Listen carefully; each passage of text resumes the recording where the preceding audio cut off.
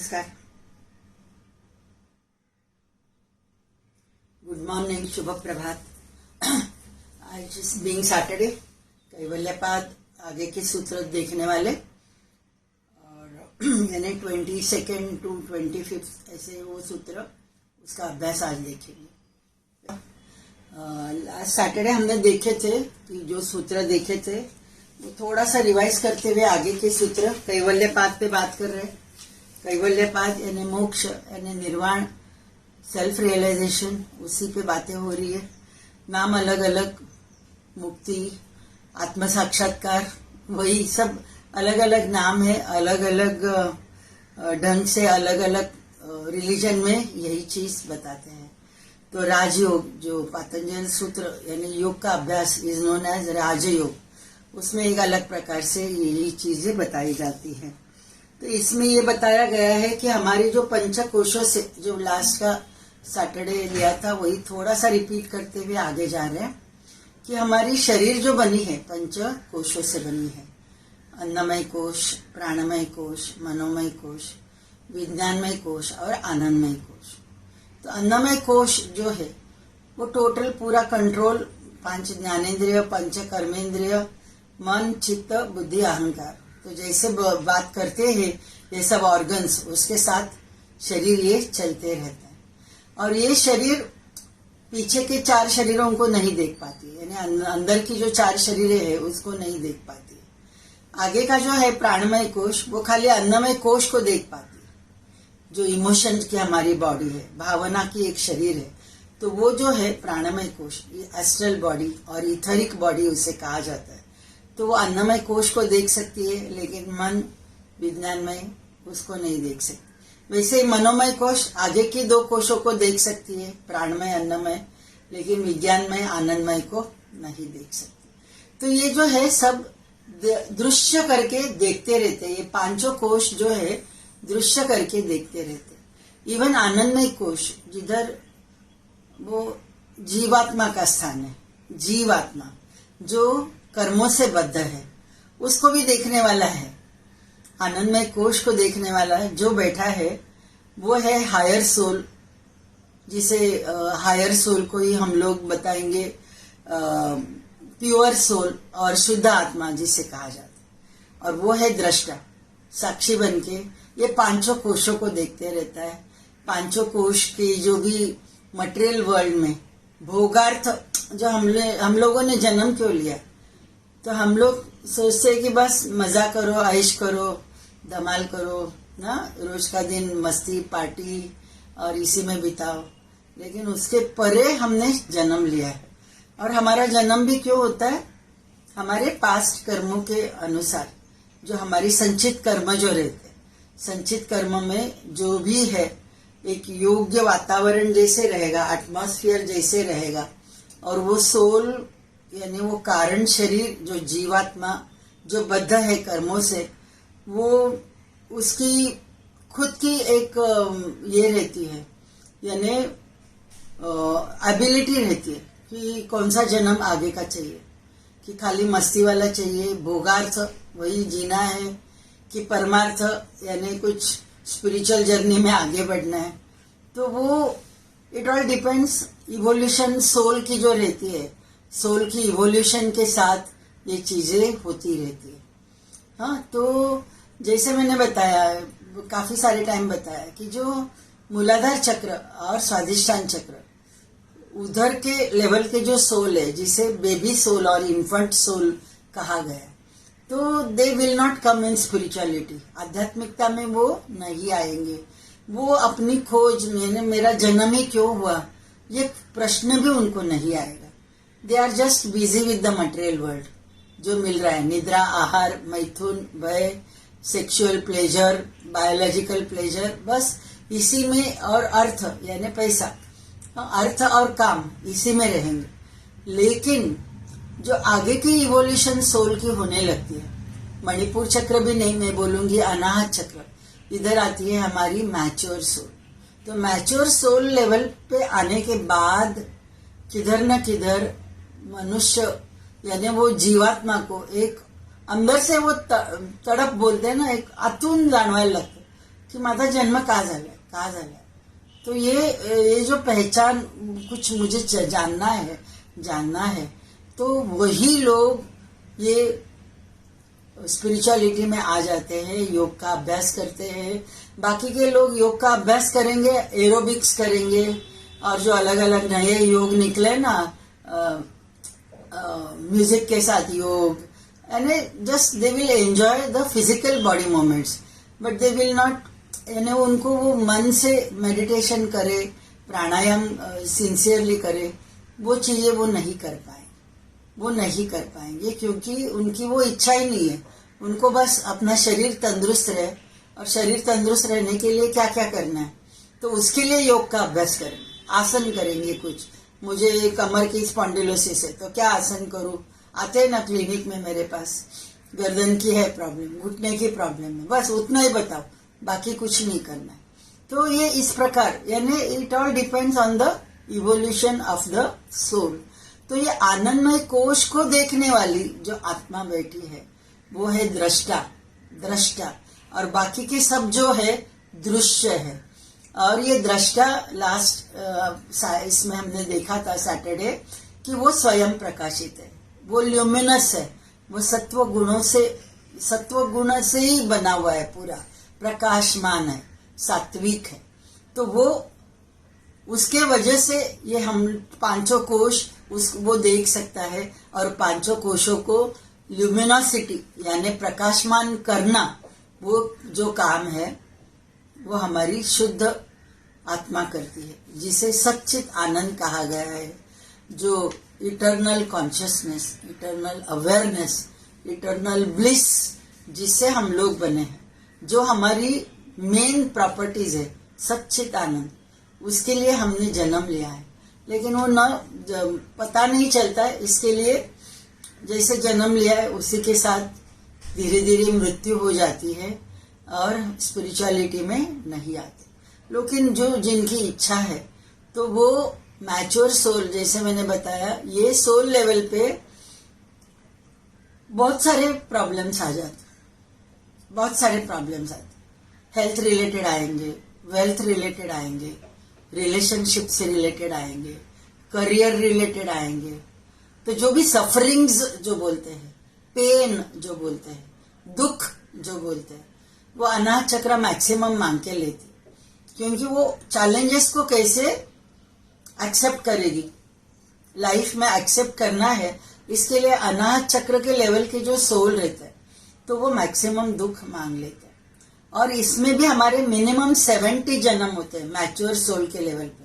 इधर 700 जन्म होते हैं, नीचे के 3 चक्रों में हमारे मनुष्य जन्म के 700 मिनिमम, मैं मिनिमम बोल रही हूँ, मैक्सिमम कितने रहेंगे पता नहीं. जब तक वो आस तयार होत नाही, मला जाणून घ्यायचंय मी कोण आहे, ते हे जोपर्यंत आपला प्रश्न उठत नाही, कोहम कहा अहम टू सहा अहम यानी जिसे मैं ढूंढ रहा हूं बाहर, मंदिर, मस्जिद, चर्च, गुरुद्वारा, वो उधर है ही नहीं, वो मेरे अंदर ही है. वो जानना, दैट इज सोहम, सहा अहम.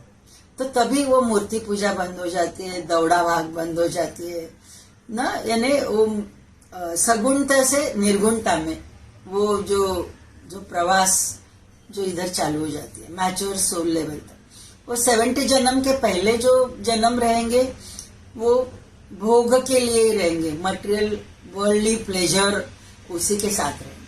लेकिन आधे यानी जैसे 55-60 जन्म होने के बाद वो खोज अंदर की चालू हो जाती है, कोहम टू सोहम. तो उस पे हमने ये देखे कि अलग अलग कोश कैसे है, और वो अलग अलग कोशों को कैसे साक्षी बन के हमारी ही जो दृष्टा, हमारी जो शुद्ध आत्मा है वो कैसे देख सकती है, वो बताया है. ये जरा जस्ट पास का रिवाइज किया जो लास्ट सैटरडे बात की थी. तो अभी आगे का सूत्र लेते हैं 4.22. वो बताती है चितेः अप्रतिसंक्रमायाः तत् आकार आपत्तौ स्वबुद्धि संवेदनम. चितेः म्हणजे चिति शक्ति, चित्त को देखने वाला, मन को देखने वाला, चित चित उसे कहा आहे. चित्त अलग आहे. तला त जोडला की त्याला त्या मनाबरोबर जोडलं गेलंय. चित्त म्हणजे मनाबरोबर. और चिती शक्ति यानी वो जो ल्यूमिनासिटी जो मैं बता रही हूँ, सच्चित आनंद करके हमारे ही जो अंदर है, तो वो उसके लिए बता रहे हैं चिती शक्ति यानी विशुद्ध जाणीव, शुद्ध आत्मा, अप्रतिसंक्रमाया यानी इधर उधर न भटकते हुए चिती शक्ति जब भी तद आकार आपत्तो, खुद के आकार को, खुद के स्वरूप को जान जाती है, तभी उसको अपना निजी अस्तित्व क्या है वो पता चलता है. ये सूत्र का मेन अर्थ जो है ये है कि विशुद्ध जाणीव, चिती शक्ति यानी अंदर की जो हमारी विवेक बुद्धी है, चिते शक्ती, तो वो विशुद्ध जाणीव जेव्हा आपली इकडे तिकडे न भटकता, बुद्धि क्या करती है, बुद्धि मन के साथ भी रहेगी तो हम लोग मटेरियल वर्ल्ड में प्लेजर के साथ वो रहेंगे, और वही बुद्धि राइट पाथ पे चलेगी. विवेक उसे कहा है. आत्मा और अनात्मा उसको जानना, आत्मा क्या है अनात्मा क्या है, उसे विवेक बुद्धि कहा है, विवेक ख्याति कहा है. तो वो विवेक बुद्धि, विवेक ख्याति वो क्या है कि खुद को जानना, आत्मा को जानना. अनात्मा यानी मन, चित्त, बुद्धि और ये यानी जो हमारे चार कोश जो मेन है, अन्नमय कोश, प्राणमय कोश, मनोमय कोश, विज्ञानमय कोश, ये जो है सब, ये सब बहिर्मुखता में ज्यादा से ज्यादा रहते हैं. और वही बुद्धि का कोश जब भी उसको पहचान होने लगती है, कोहम टू सोहम जो जर्नी मैंने बताया कि वो अंदर की खोज वो जैसे ही उसकी चालू हो जाती है, और शांति चाहिए, शांत रहना है मुझे, निर्विचार अवस्था में रहना है, वो जब भी वो उसको एक अंदर से वो खोज चालू हो जाती है, तभी वो बुद्धि, वो चिति शक्ति अंतर्मुख हो जाती है. जो बहिर्मुखता में हम लोग कंटिन्यूअस रहते हैं, पांचों ज्ञानेन्द्रिय, पांचों कर्मेंद्रिय मन के साथ, तो वो अंतर्मुखता जैसे आने लगती है, बाहर वो मन नहीं भटकता है, यानी आउटर वर्ल्ड में प्लेजर में जब भी मन नहीं भटकता है, तभी वो स्वस्वरूप क्या है, स्वबुद्धि क्या है, वो संवेदनम, संवेदनम यानी उसका बोध होने लगता. तो ज्यादा इस पे ऐसा मैं सुन रही हूँ, अपरोक्ष अनुभूति करके बुक है, आदि शंकराचार्य उन्होंने लिखा है एवरीथिंग. ये उसमें वही बताया कि चिदानंद रूपो शिवो हम शिवो हम, वो कैसे मैं सच्चित आनंद हूँ और कैसे मैं ही शिव हूँ, उसी पे वो अपरोक्ष अनुभूति बुक मैं उस पे थोड़ा सा अभ्यास अभी यानी पढ़ा था पहले, लेकिन अभी एक अलग डीप लेवल पे जाते हुए वही सूत्र उसके मैं जरा सा अभ्यास कर रही हूँ, शुरुआत की है. तो उसमें वो शुरुआत में विवेक आता है, वैराग्य, विवेक, षट संपत्ति उसका नाश और मुमुक्षत्व, ऐसे साधन चतुष्ट ऐसे करके बताया. जो स्पिरिचुअल जर्नी में आना चाहते हैं उनके लिए थोड़ा सा, मैं ज्यादा नहीं, ज्यादा डिटेल में नहीं बताने वाली हूँ, लेकिन और अभी आप ये सुन रहे हो, ये कैवल्य पाद यानी सैटरडे का आप राह देखते हो कि सैटरडे कुछ अलग बात होती है, तो वो भी आप सुन रहे हो. तो किधर ना किधर हमें वो वैराग्य, विवेक बुद्धि, मुमुक्षु यानी खुद को जानना, मुमुक्षु यानी मोक्षत्व के ओर जाना है, वो सोल को अंदर से लगना, वो चाहत रहना और उसके साथ ही कंटिन्यूअस रहना लाइफ में. तो ये साधन चतुष्ट ऐसे बोला गया है.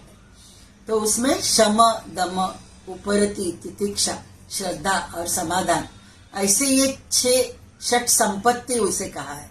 तो वो षट संपत्ति के साथ हम लोग जैसे रहते हैं. शम, शम यानी वासनाओं पे कंट्रोल. दम, दम यानी इंद्रिय निग्रह, यानी शरीर मन बोलेगा, इंद्रिय बोलेंगे ये लेना है वो लेना है, फिर भी दम यानी नहीं, मुझे ये इसकी जरूरत नहीं है कि अंदर की जो तत्व जो उसके साथ मुझे रहना है, तो बाहर की मटेरियल चीजों को जितना मैं लेना चाहती हूँ उसकी जरूरत नहीं है, वो पता चलना. उपरती यानी उपरती म्हणजे फिर से उपरती यानी आपण म्हणतो ना कि जो है उसमें संतुष्ट है, और ये वासनाओं से फिर से वो पता चलता है कि बाहर के मटेरियल वर्ल्ड में हम लोग कितना भी कुछ भी करे, थोड़ा सा क्षणिक सुख मिलता है, क्षणिक आनंद मिलता है, लेकिन वो दुख के प्रति लेके जाता है. तो वो एक बार पता चलेगा अंदर की सोल को, तो उपरती यानी वो बाहर की मटेरियल वर्ल्ड में इतना झुंझलाता नहीं, वो ही सेटिस्फाइड जो है उसके पास. तितिक्षा, तितिक्षा यानी सहन शक्ति, उसमें पेशेंस उसका ज्यादा रहता है. श्रद्धा रहती है, श्रद्धा जो काम करते हैं सब, जो भक्ति मार्ग में रहेगा तो भक्ति उसकी ज्यादा बढ़े. जो कर्म योगी है, कर्म निष्काम कर्म वो करते रहेगा.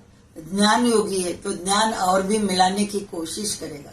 और जो पाथ पे है उस पे पूरी असीम श्रद्धा, असीम विश्वास जो हम लोग कर रहे हैं ना. पहले शुरुआत में सगुण मूर्ति की उपासना जरूरी है कि थोड़ा सा मन को एकाग्र करने के लिए, लेकिन किधर न किधर कौन से तो लाइफ में हमें सगुणता छोड़ते हुए निर्गुणता पे भी आना है. तो that is the real journey. तो वो जर्नी चालू हो जाती है. श्रद्धा, समाधान, कंटेंटमेंट में रहना, शम दम उपरती तितिक्षा श्रद्धा समाधान, इसे षट संपत्ति बोला है. और ये षट संपत्ति के साथ हम लोग कैसे रहेंगे? यम नियम का पालन. तो आ गया फिर से यम नियम, अष्टांग योग. तो यम नियम वो मेन है. अहिंसा, सत्य, अस्तेय, ब्रह्मचर्य, अपरिग्रह. कितना फॉलो करेंगे ना, उतने धीरे धीरे मेरी स्पिरिचुअल जर्नी उसकी ओर मेरी लाइफ बढ़ती जाए. नियम खुद के लिए, शौच, संतोष, तपस, स्वाध्याय, ईश्वर प्रणिधान. शौच शारीरिक शुद्धि, मानसिक शुद्धि, भावनिक शुद्धि, षड्विकारों पे कंट्रोल, संतोष, समाधान, तप, जो भी मुझ में बुराइयां है, पता है ना, हर एक को पता है ना अपने में क्या बुराई है. आलस ज्यादा रहता है, राजसिक गुण ज्यादा रहता है, चिड़चिड़ ज्यादा होती है, क्रोध ज्यादा रहता है, छोटी छोटी बातों पे जेलसी आ जाती है, मुझे नहीं बताया करके एक अंदर से वो लगता है. तो वो सब जाना है. और रियलाइज हो गया, एक बार आ गया मन में, फिर भी रियलाइज हो गया नहीं दिस इज द बुरी चीज है ना, कि सब चीजें मुझे थोड़ी पता चलनी. तो वो एक बार है वो सब पता चलेगा, तो धीरे धीरे तप यानी थ्रू यानी जलाना. तो जो भी मन में निगेटिव विचार आते हैं उसको जलाना, निगेटिव भावनाओं का जलाना, भस्म कर देना. तो ही हमें वो पॉजिटिविटी आएगी, सात्विकता आएगी, और सत्व जो बना है प्रकाशमान.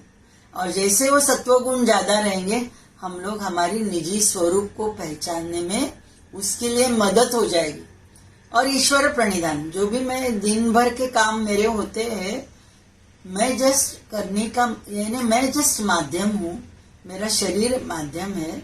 ये सब चीजें वो डिवाइन एनर्जी जो भगवान करके मानते हैं, ईश्वर करके मानते हैं, प्रणिधान उसको अर्पित करता हूँ कि जो है वो मुझे बता रही है और मैं खाली माध्यम हूँ.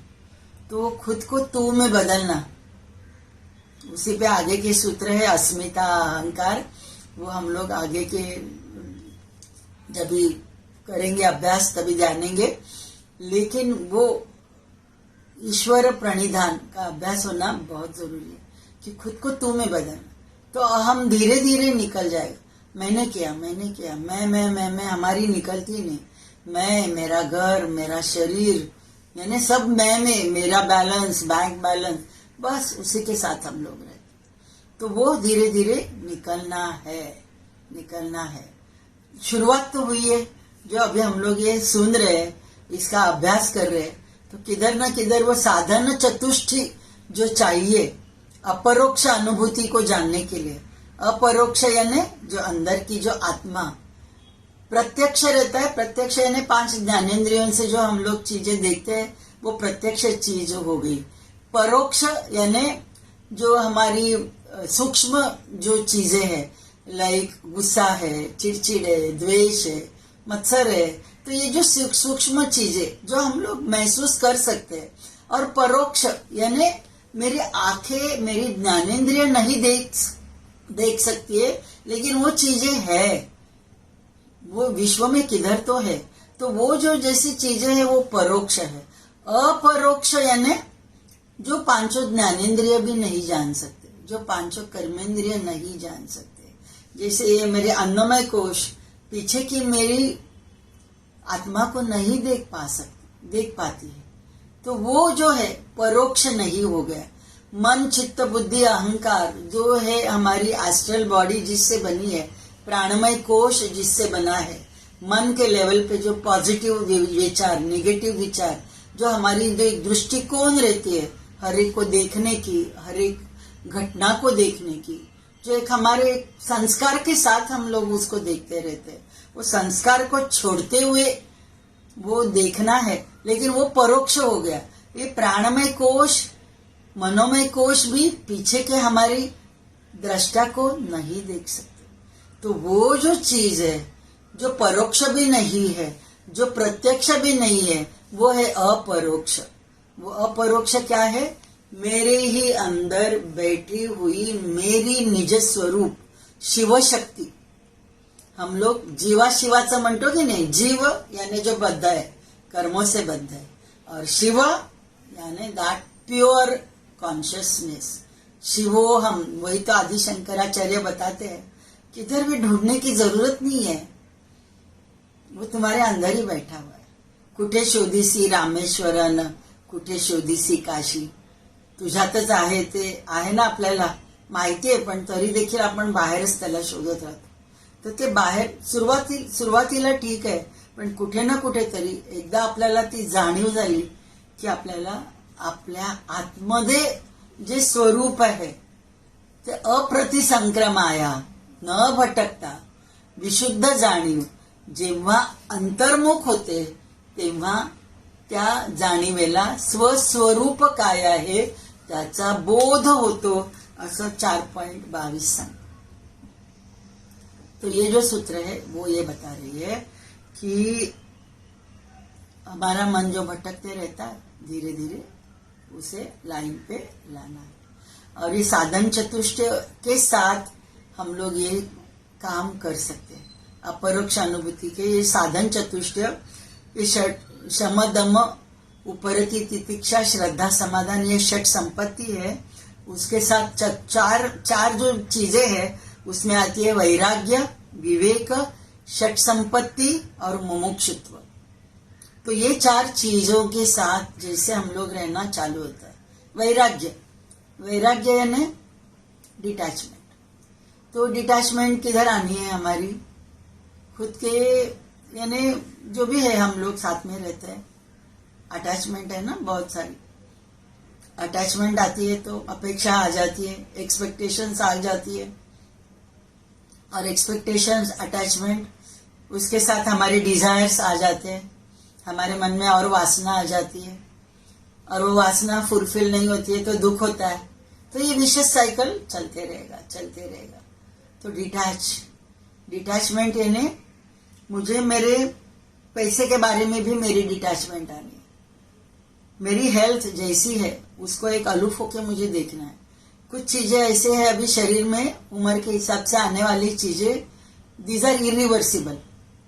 अभी हड्डी में चेंजेस होने वाले, घुटनों में प्रॉब्लम होने वाला है, स्पॉन्डिलोसिस प्रॉब्लम रहेगी, आंखों में वीकनेस रहेगी. ब्रेन सेल्स थोड़ा, यानी मेमोरी के वजह से थोड़ा मेमोरी लॉस होता है. एक्सेप्ट. बीपी बढ़ेगी, पीरियड्स निकलने के बाद लेडीज लोगों को होती है कुछ प्रॉब्लम, कुछ ब्रेस्ट रिलेटेड. और ये सब प्रॉब्लम्स क्यों होती है? Health related. हमारे जो ये जन्म के कर्म रहेंगे, मे भी पास्ट लाइफ के कर्म रहेंगे, उसके साथ मेरी हेल्थ रहती है, उसके साथ मेरा वेल्थ रहता है.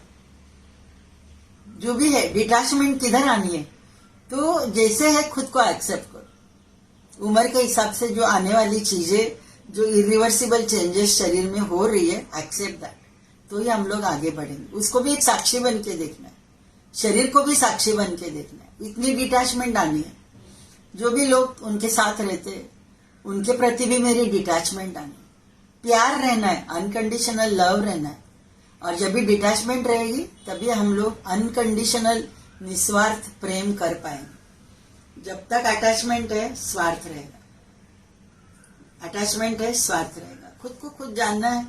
इवन मेरा भी अभ्यास चालू है। इट्स नॉट कि टोटली अटैचमेंट नहीं है, ऐसे नहीं होता है। अटैचमेंट तो है, शरीर के प्रति भी रहता है, लेकिन पता भी चलता है ना, तो पता चलना कि नहीं, I am too much attach to my body, I am too much attach to my children, I am too much attach to my पैसा, तो वो भी पता चले। सब चाहिए, लेकिन कितना चाहिए। अभी उम्र के हिसाब से हमें क्या चाहिए, कितना चाहिए। खाने में भी बहुत सारी चीजें हैं, लेकिन हम लोग डाइजेस्ट कर पाते हैं अभी नहीं, तो खाने में भी हमारी कंट्रोल रहनी है। तो ये सब डिटैचमेंट, वैराग्य। तो वैराग्य किधर किधर आना है, एट ऑल लेवल्स हमारा वैराग्य आना है। अकॉर्डिंग अपनी हेल्थ के बारे में, वेल्थ के बारे में, रिलेशनशिप के बारे में, और जो भी मेरी फाइनेंशियल स्टेटस है, तो I should be happy with वो वैराग्य। वैराग्य ने छोड़ना नहीं मैं बोल रही हूँ, लेकिन जो है उसमें आप कंटेंटेड हो, समाधानी हो। समाधान, संतोष वेरी इंपॉर्टेंट। तो संतोष रहेगा तो हम लोग मटेरियल वर्ल्ड से धीरे धीरे बाहर आए, और वो होना बहुत बहुत जरूरी है। तो ये वैराग्य बताया। साधन चतुष्टय में वैराग्य आता है। फिर विवेक, विवेक बुद्धि, जो अभी मैंने बताया, आत्मा और अनात्मा क्या है। आत्मा क्या है, that is the right knowledge, and अनात्मा इज द रॉन्ग नॉलेज। तो हम लोग क्या, हमारी बुद्धि को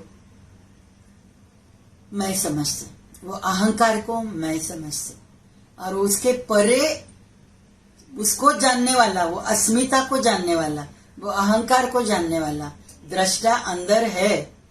उधर तक हम लोग पहुंच ही नहीं पाते, क्योंकि वो दिखता नहीं है ना, अपरोक्ष है वो अपरोक्ष की अनुभूति होना। और वो अनुभूति कभी होगी, साधन चतुष्टय के साथ। इसके लिए इसका अभ्यास होना बहुत जरूरी है, वैराग्य आना जरूरी है। जो है I am happy with that. विवेक बुद्धि, आत्मा क्या है, अनात्मा क्या है, वो जानना। तो धीरे धीरे मटेरियल वर्ल्ड से बहिर्मुक्ता जो हमारी रहती है, हम हमेशा पूरे 24 घंटे में 6-7 घंटा 8 घंटा नींद में गया, लेकिन बाकी के 16 घंटा हम लोग वो जो रहते हैं हमेशा मटेरियल वर्ल्ड से जुड़े हुए रहते हैं, प्लेजर से जुड़े हुए रहते, स्वार्थ से जुड़े हुए रहते। तो उधर हमारी धीरे धीरे वैराग विवेक बुद्धि जब भी जागृत हो जाएगी, तो हम लोग वो ज्यादा अटैच नहीं रहेंगे। इवन मोबाइल से देखो, मोबाइल, कंप्यूटर, टीवी, कितना हम लोग अटैच रहते हैं ना। तो मोबाइल पे भी हम लोग क्या क्या देखते हैं, कैसे देखते हैं, तो वो सब जो है वो अटैचमेंट भी धीरे धीरे जानी। तो वो विवेक हो गया, वैराग्य हो गया। षट संपत्ति मैंने बताया, शम दम उपरति तितिक्षा श्रद्धा समाधान, कि मेरे वासनाओं पे कंट्रोल, मेरे इंद्रियों पे कंट्रोल, मेरा मनोनिग्रह चाहिए। तो ये सब रहेगा, श्रद्धा चाहिए, कंटेंटमेंट चाहिए। और लास्ट का जो है साधन चतुष्टय में आता है अपरोक्ष अनुभूति के लिए, वो है मुमुक्षत्व। मुमुक्षत्व यानी जानना, मोक्ष क्या है, आत्म साक्षात्कार क्या है, लिबरेशन क्या है, निर्वाण यानी क्या, मुक्ति यानी क्या, सेल्फ रियलाइजेशन यानी क्या, वो जानना, दैट इज मुमुक्षत्व। तो हम सब लोग ऑलरेडी इसमें है, ये साधन चतुष्टय का अभ्यास कर रहे, तो वो अभी थोड़ा धीरे धीरे बढ़ाना है। और वो बढ़ाएंगे तो ही क्या हो जाएगा, चितेहे अप्रतिसंक्रमाया तद आकार आपत्तौ स्वबुद्धि संवेदनम। तभी ये साधन चतुष्टय का अभ्यास कर जैसे जैसे होता जाएगा, वैसे वैसे वो योगी योगी ये योगी की बातें हो रही है, लेकिन हम में भी वो अंतर्मुक्ता आ जाएगी, बहिर्मुक्ता ज्यादा नहीं रहेगी। जो मटेरियल वर्ल्ड बस कंटिन्यूस फोन पे बातें, इसको फोन किया उसको फोन किया, और फिर गॉसिपिंग रहता है ना। फोन करते तो क्या बात करते, गॉसिपिंग रहता है ना, उसने ये किया इसने ये किया, क्या बातें करते। तो उसके परे यानी वो कान से क्या सुनना है, आंखों से क्या देखना है, जबान से क्या टेस्ट करना है, नाक जो गंध लेती है, तो वो जो भी है अलूफ होके करना है। न्यूज लग रही है, जोर जोर से चिल्ला है, फिर भी कुछ लोगों को आते मेरे पास, आवाज खूप झाला की माझं डोकं बणबणतं, क्योंकि क्या वो ज्यादा ऑब्जर्व करते हो बाहर की सब चीजों को। तो ये जो भी बाहर की भी आवाज है उसको भी एक साक्षी बन के देखेंगे, आंखों से देख रहे साक्षी बन के देखेंगे। जो भी जबान यानी खा रहे, तो अच्छा रहे बुरा रहे वो अच्छा ही है करके, वो जो भी है मेरे जरूर है मेरे शरीर को, उसके लिए मैं खा रहा हूँ, उतना ही भी देखते हुए वो अलूफों के पांचों ज्ञानेंद्रियों को देखेंगे। दैट इज मनोनिग्रह। और ये सब चीजें आना जरूरी है, तो ही हम लोग धीरे धीरे साधन चतुष्टय के साथ, ये साधना के साथ, चार चीजों के साथ धीरे धीरे अपवर्ग यानी अंतर्मुक्ता हमें आती रहेगी। आगे का सूत्र भी वही बताती है, द्रष्टु दृश्य उपरोक्तम चित्तम सर्वार्थम। तो ये भी सूत्र वही बताती है, इसमें वही लिखा है, जेव्हा चित्त द्रष्टु दृश्यो उपरोक्तम चित्तम सर्वार्थम। जेव्हा चित्त म्हणजे मन, आपण म्हणू मन आणि बुद्धी मिळून जे होतं त्याला चित्त म्हणतात। द्रष्टा आणि दृश्य या दोन्हीमध्ये एकाच वेळी रंगून जातं, तेव्हा ते चित्त सर्वार्थ होतं, म्हणजे सर्व ज्ञानाच्या अंतिम अवस्थेत प्रवेश करतं।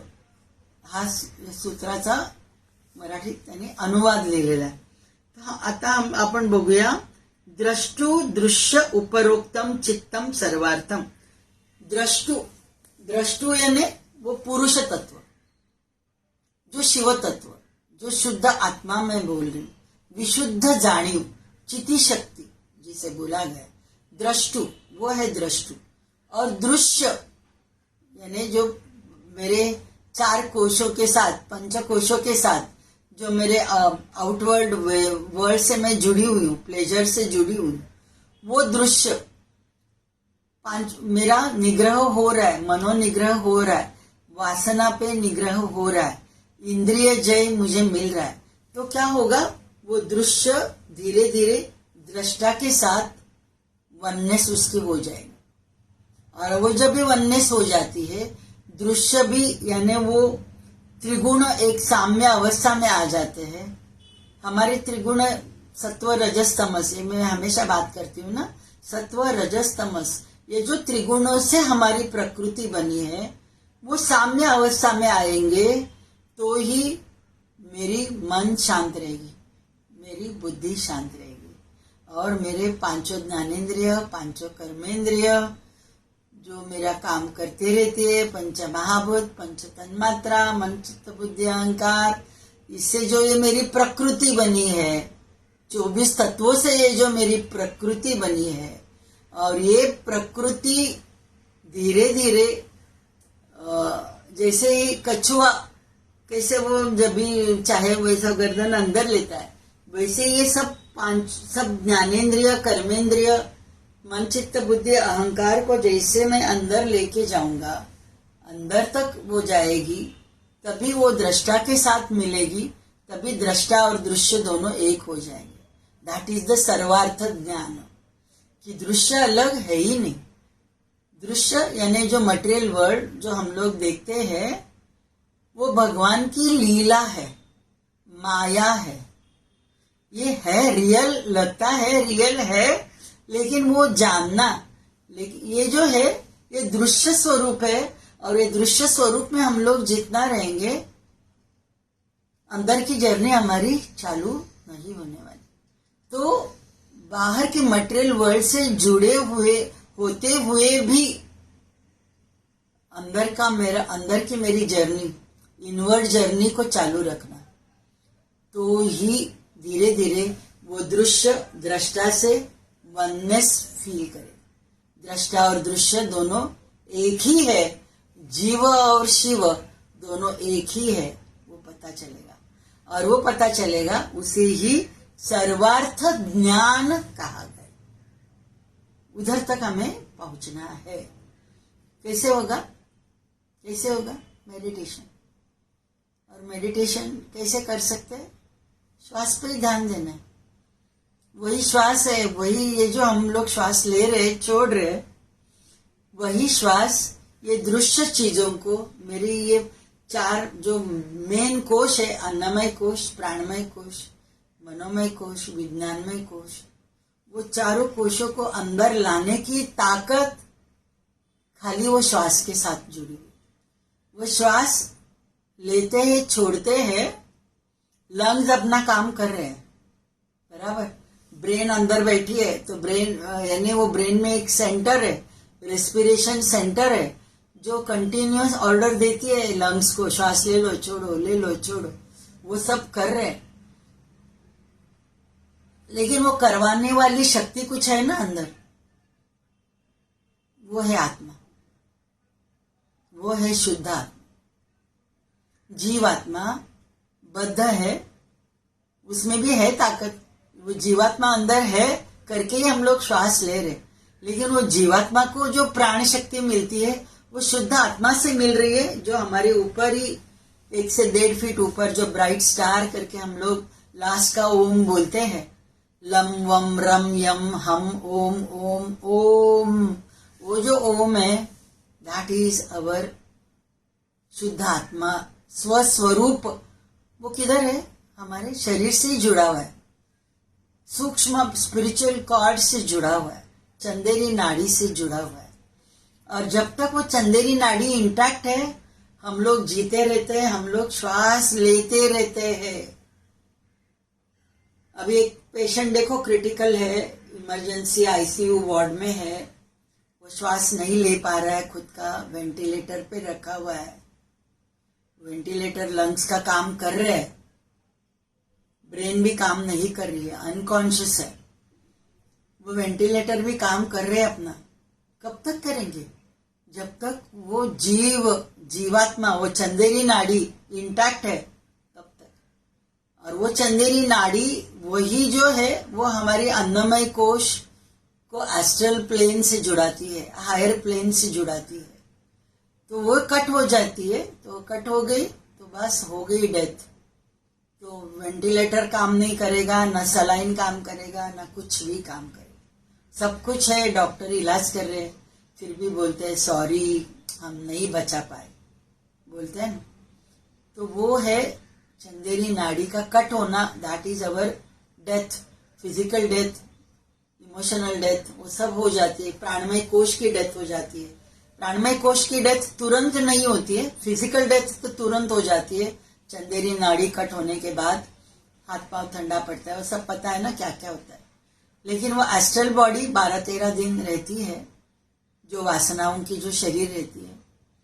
तो वो 12-13 दिन में आप कैसे बर्ताव करते हो, वो मृत हो रहे व्यक्ति के साथ, मृत होने के बाद उसके साथ कैसे बात करते हो, उसके लिए क्या बात करते हो, रियली आपको दुख हो गया कि रियली आप अंदर से खुशी लग रही है, क्या हो रहा है, सब वो ऑब्जर्व करते हैं। फिर बाद में धीरे धीरे 12-13 दिन के बाद वो डिसॉल्व होने लगते हैं। इसके लिए वो 12-13 दिन बहुत ही इंपॉर्टेंट रहते हैं, मृत्यु के बाद के जो रहता है ना, इसके लिए वो सब करना जरूरी रहता है कि वो सदगति मिले, कि वो प्राणमय कोश जिंदा ज्यादा रहेगा तो उसे घोस्ट बोला जाता है, भूत जे म्हणतो ते असतं, तो वो नहीं रहना है। इसके लिए बहुत जरूरी है कि ये सब विधि करें। तो ये जो बात हम लोग कर रहे हैं, चंदेरी नाड़ी, दृष्टु, दृश्य, चित्त, उपरक्तम चित्तम सर्वार्थम, तो ये जो है ये बात धीरे धीरे जैसे वो दृष्टु के साथ ये पांचों कोश मिल जाएंगे और वो वननेस फील करेंगे, तभी वो सर्वार्थ हो जाएगा। और ये मेडिटेशन के साथ हो सकता है। और उसी के लिए मैं श्वास की बात कर रही थी, श्वास के साथ डेथ तक पहुंच गई, फिर से श्वास के साथ आ रही हूँ, क्योंकि हमें श्वास ही हमारी वो अंदर की निजी स्वरूप के साथ जुड़ाने वाला है। तो वो मेडिटेशन हम लोग कर पाते हैं। श्वास पे नहीं ध्यान रहता है तो बाहर मूर्ति पे ध्यान करो, बहुत सारी चीजें, ओम पे ध्यान करो, ओम नाद पे ध्यान करो, नहीं तो थोड़ी मिठास, कुछ मीठी चीज जबान पे रखते हुए वो मिठास पे मेडिटेट करो। जो भी आप गुरु स्थान पे मानते हो वो गुरु की फोटो की पूजा करो। पहले शुरुआत में सगुण पे होना है, क्यों? मन की एकाग्रता होनी, लेकिन वो सगुण को छोड़ते हुए धीरे धीरे मुझे निर्गुणता पे भी आना है। तो थोड़ा एक 5 मिनट हम लोग अभी मेडिटेशन करेंगे, फिर बाद में आज का सेशन एंड करते हैं।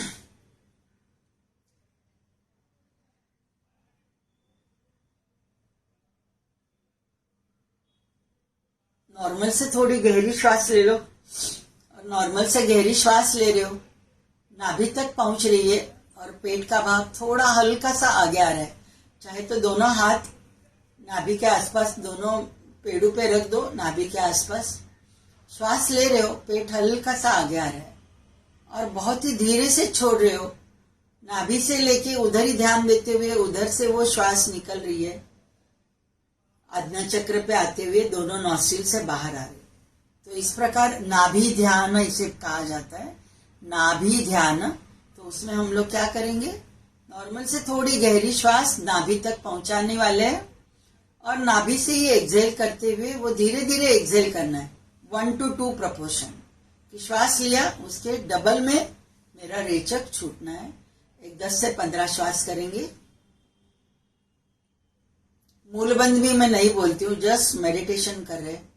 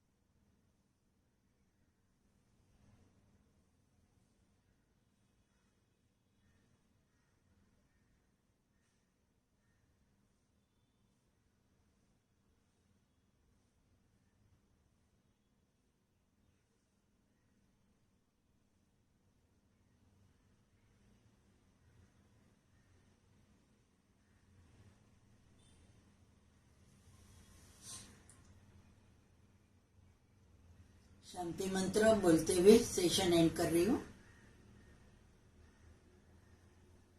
सर्वेत्र सुखिनः सन्तु, सर्वे सन्तु निरामयाः, सर्वे भद्राणि पश्यन्तु, मा कश्चित् दुःखमाग् भवेत्। ॐ पूर्णमदः पूर्णमिदं पूर्णात् पूर्णमुदच्यते, पूर्णस्य पूर्णमादाय पूर्णमेवावशिष्यते। ॐ शान्ति शान्ति शान्तिः।